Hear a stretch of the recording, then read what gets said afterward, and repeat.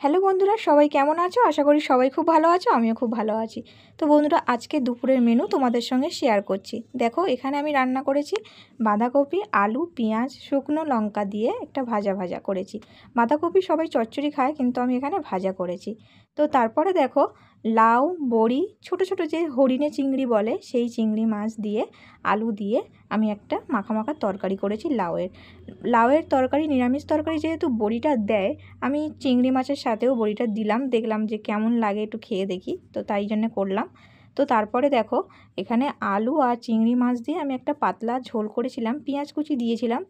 তো এইটা খেয়ে আমার হাজব্যান্ড, মানে তোমাদের দাদাভাই, অফিসে গিয়েছে সকালবেলা। এটা সকালের তরকারি। তো তারপরে দুপুরবেলা করলাম বেলে মাছের ঝাল।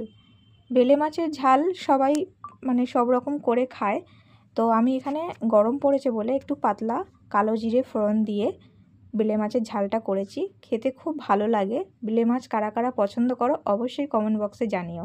তো আজকে ভিডিওটা এই পর্যন্ত। টাটা।